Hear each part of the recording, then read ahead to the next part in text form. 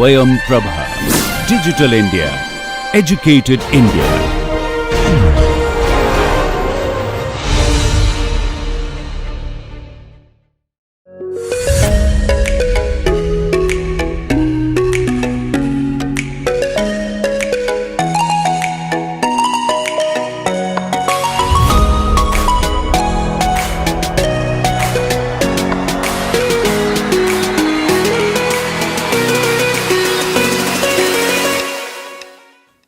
Hello everyone and welcome to a new discussion which we are going to have on attributes classification methods. As you know that our GIS data is of two types. One is spatial data which includes vector data, raster data and TIN, and various types of vector data, two types of raster data and one type of TIN. Same way we also have the non-spatial data or attributes data. And we will be going through the classification methods, how these can be classified, and we can take advantage of different classification methods which are available. So, in the classification, basically when we are having a continuous data, sometimes it is difficult to make sense out of continuous data, and therefore our brain or humans are more comfortable to use data in different categories, means in different classes. And therefore, when we are having a continuous data, sometimes we have to do sort of discretization. For example, if I am having a digital elevation model which will be showing a continuous elevation values for a terrain in an area, but if I want to create a classification, that means I can create using certain classification, I can create a relief map which may be more understandable to many humans. So, these use of categories is very common in that.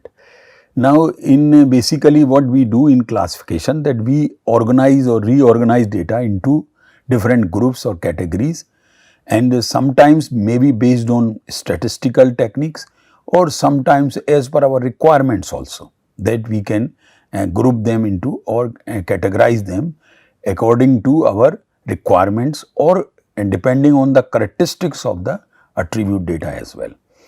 Now, classification in GIS is used in cartography, in remote sensing, and then in the field of digital image processing of remote sensing, there are a lot of classification techniques are there. Even some are based on neural network and most modern techniques are there. But in GIS, especially for attribute classification, we need not to go to that extent. Very simple classification methods are available, and these so far the 6 classification methods for attribute data classification have been implemented into GIS, which we see commonly in different GIS softwares. So, we will take one by one this discussion, but let me first bring all 6 classification methods. So, first one is the most common one is the equal interval, and by default also in many softwares you would find that whenever you try to attempt a classification of attribute data, this you would see in the default equal interval dividing. For example, you are having a digital elevation model, values are varying between say 0 to 100 meter. Now, you can classify in say 5 categories, 0 to 20, 21 to 40, 41 to 60, something like that. So, dividing in equal slices like a loaf of a bread. Now, there can be another method which is called natural breaks or Jenks, which is based on Jenks algorithm, and this is very common while we also use in case of awarding grades to the students. We find the natural breaks. Where large gap is there, a new class can be created, something like that. So, a new grade can be assigned. So, it is based on again statistical technique and especially given by the Jenks or Jenks formula. And third category or third type of classification method is quantile, which we will see in details in that. Equal area, or rather than having controls over attribute values, We can involve even area, that I want equal area classification, so that now the number of pixels or cells will also be counted in this classification, which we will see again detail about this. And then the fifth one is the standard deviation, typical statistical technique, and the most recent one which has been implemented in various GIS softwares is geometrical interval. So, let us start with the first method, which is the classification based on equal distance. And why we are doing, as we know, that from continuous data we want to discretize or bring them in different categories. And as you know, the purpose of these classification techniques are basically twofold. To make reading and understanding a map or a digital elevation model or a raster data much easier. For example, if you are having a color composite of a satellite image, now if some expert can classify that image and can provide a map, say land use map of different categories, that would be more useful for many people rather than just going through the satellite image, because many people may not be able to interpret satellite images easily as an expert. So, an expert can do the classification into different categories, and then that map becomes much more understandable and usable also. And also sometimes we use classification to hide something or to highlight something, and that way it is also very useful. Again, in digital elevation or in digital image processing technique, there is a technique which is called density slicing. So, or masking. So, we can also do that kind of classification. Now, first one is equal interval. How equal interval is very simple, that the entire range of values, attribute values, are divided into equal size categories or sub ranges. Here is an example is given.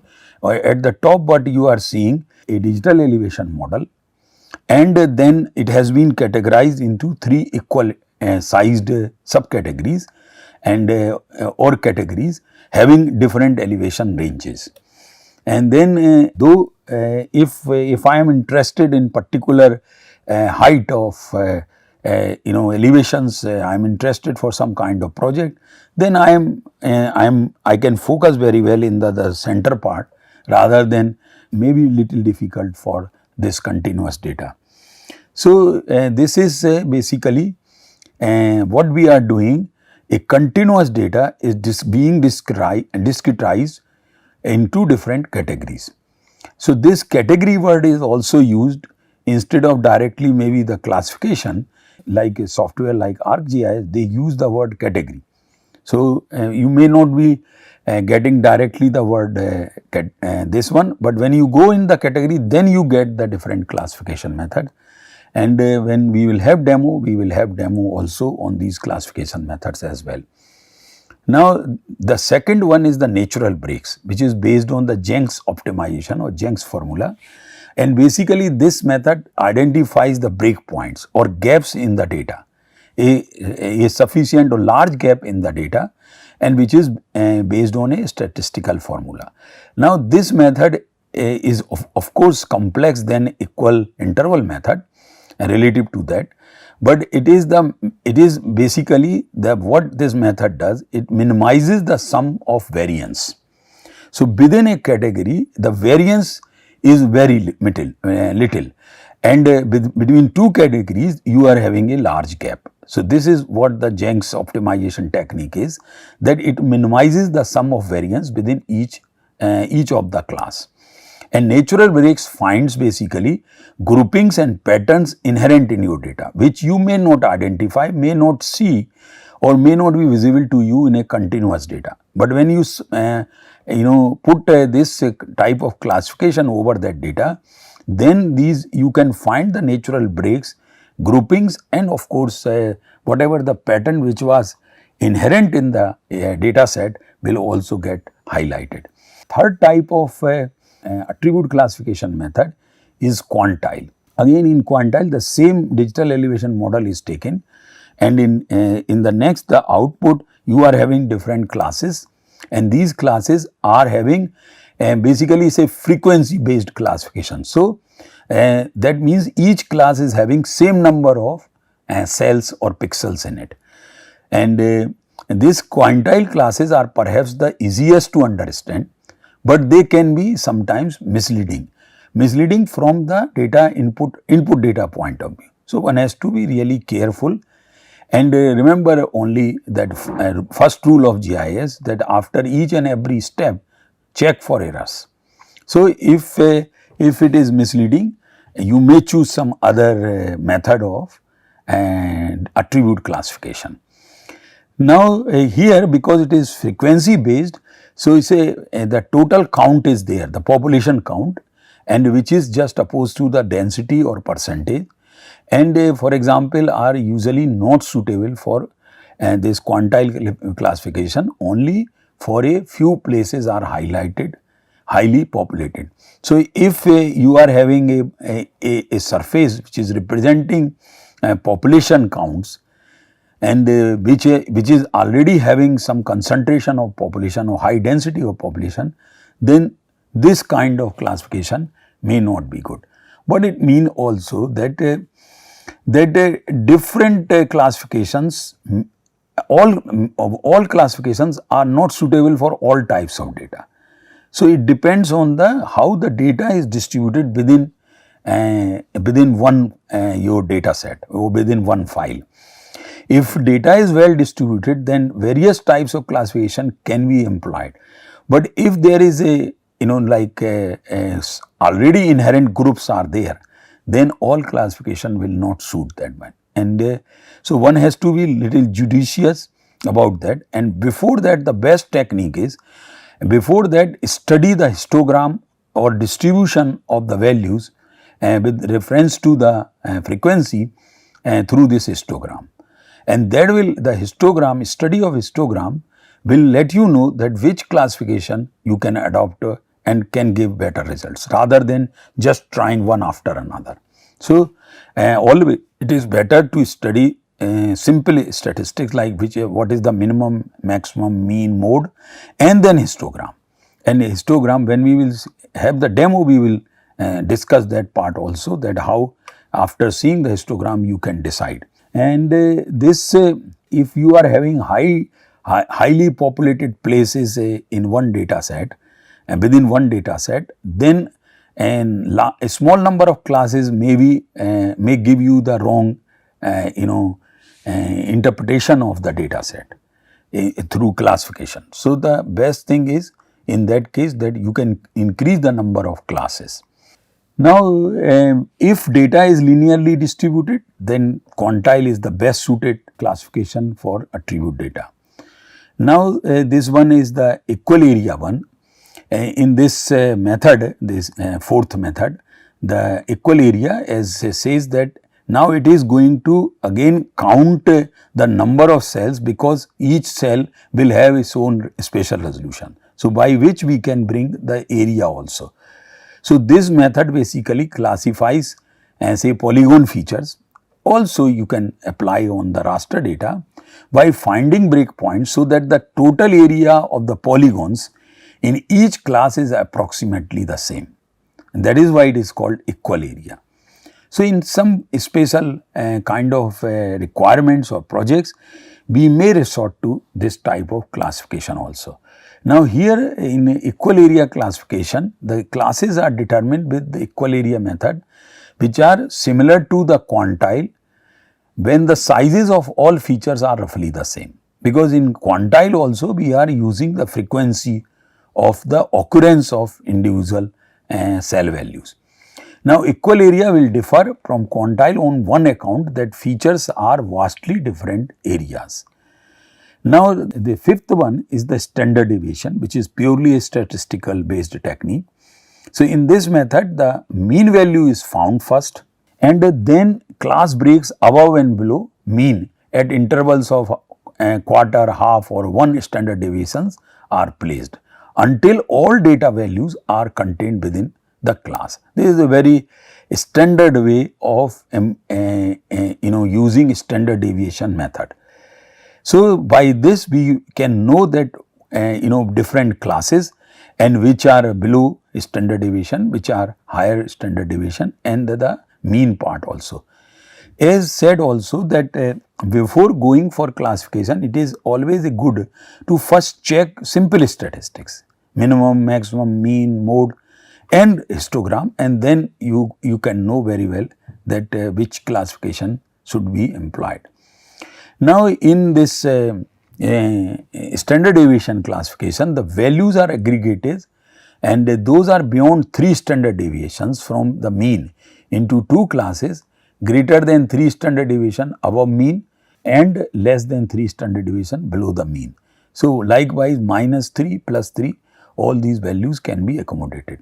After this discussion, we will also see a comparison of different classifications over the same data set, and we will see that how a classification can bring completely different results, different classification can bring on the same data set.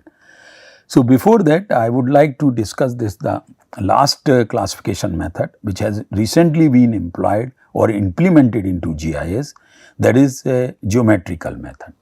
Now, these are like from quantile there is slight variation to equal area. Similarly, it is also slight variation. So, these variants now have started coming. In this geometrical classification method, where the class breaks are placed on class intervals that have a geometrical series. So, using that geometrical series we can classify. So, here on the left data or left image, what you are seeing, the original input digital elevation model, and through this geometrical classification when we perform, we get a result something like that.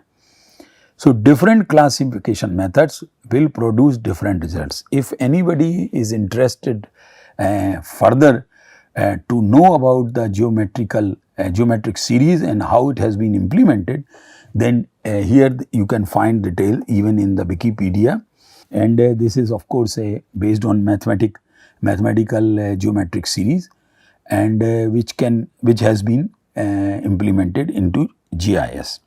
And now, in this geometric geometric coefficient in this classifier can change once to its inverse to optimize class ranges, because you cannot or one should not go for large size of class ranges, so that they group together. And this algorithm, geometric classification algorithm, creates these geometrical intervals again by minimizing the square sum of elements per class. So, in Jank, it minimizes the sum of variance, here the square sum of variance basically. So, by which we can achieve a different classification and sometimes maybe better classification.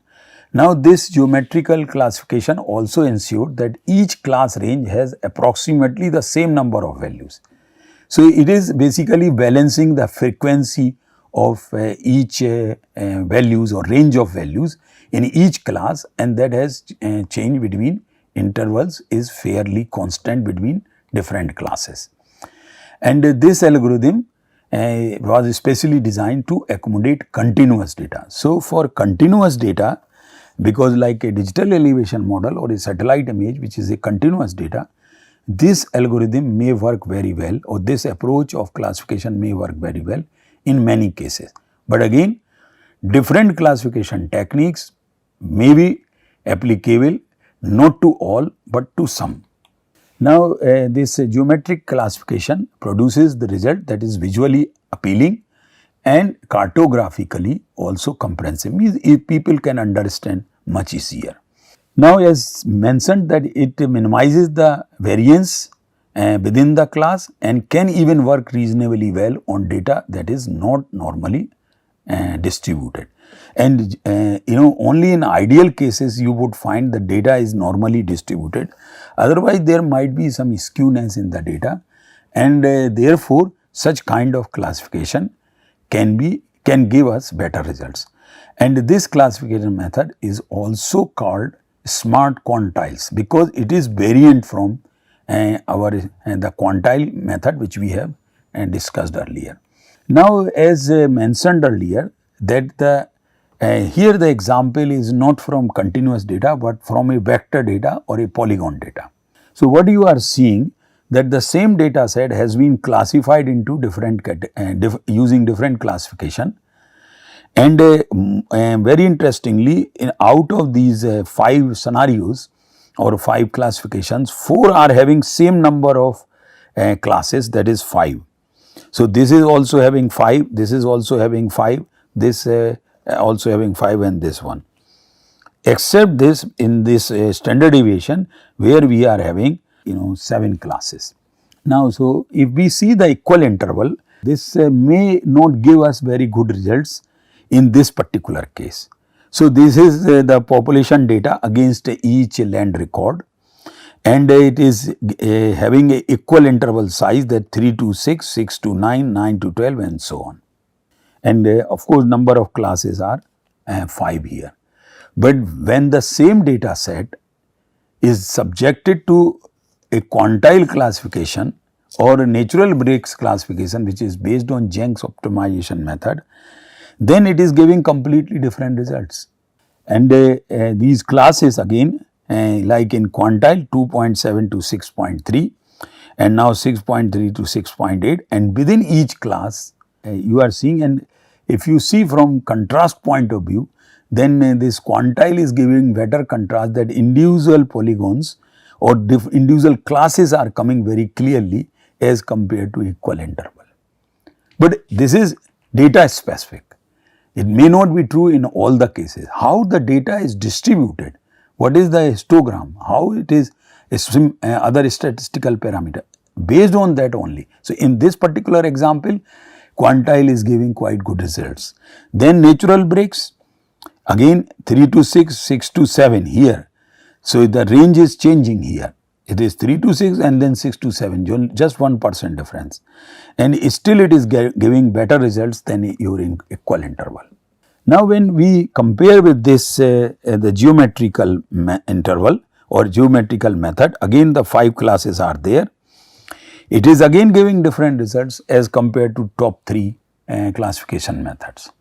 So, this is the point which I was emphasizing, that different classification methods on the same data set may give different results, and when you change the data set, apply again the same classification, you would end up with different results. So, basically the results are depending on the distribution of the data and statistics of the data.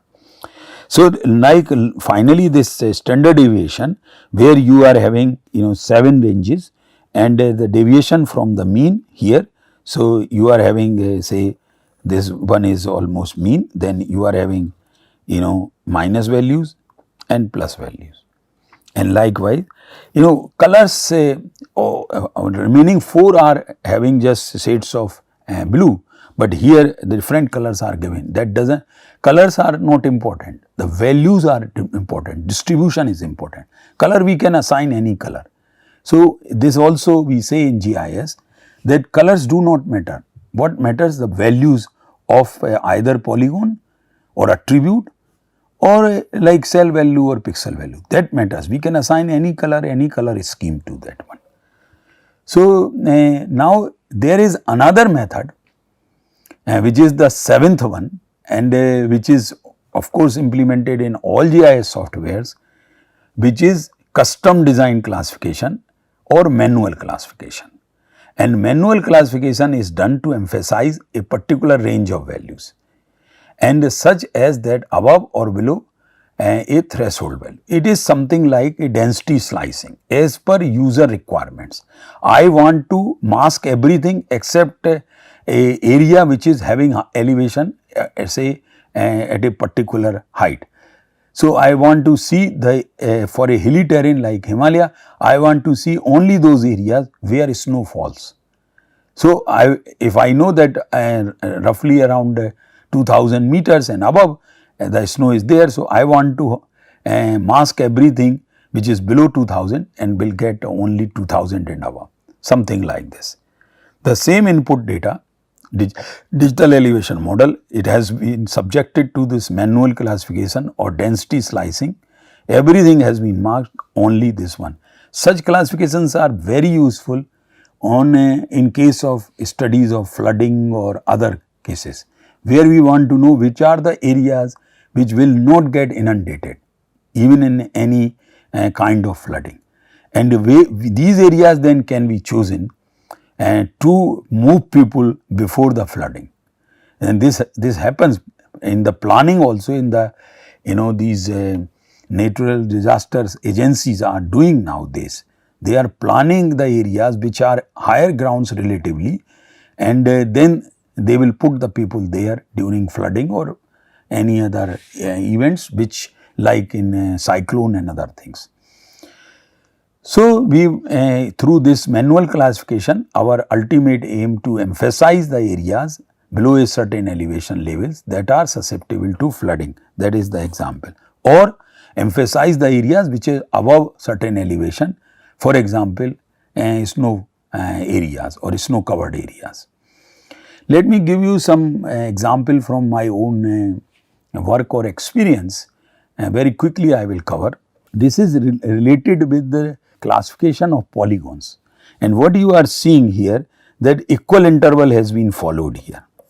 Very simple, very standard one, and this classification was done on the rural houses percentage, and assuming that houses in rural areas in India are not very designed house or are having used cement or RCC houses or columns and beams. They are just maybe made from mud and other things or stone and other things. So, they are vulnerable during earthquake events. And as you know that there were an earthquake in Latur many about 3 decades back, and at that time we analyzed this data, of course after some time that, and what we found that you see here that 70 to 80% of the houses in Latur are rural type of houses, or we say in Hindi kacha houses. Now these houses are not engineered houses, and large number of people died because of houses. As you know that earthquakes do not kill. This is the houses or buildings which kill the humans, not earthquakes. What I am trying to say, if I am standing in an open ground where in the surrounding no buildings are there, even a 9 magnitude earthquake comes, I will not have any harm whatsoever. Only for a few seconds during that event, I may be having some movement or something uneasy feeling, but only during that period.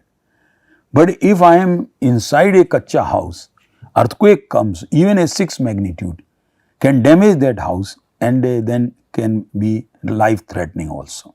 So, this is what exactly happened, that in case of Latur earthquake, 70 to 80% of people and houses were rural houses, and therefore lot of deaths have occurred. Now, when we compared this data about the Jabalpur, which later on in Madhya Pradesh it has occurred in Jabalpur, and you see the percentage houses.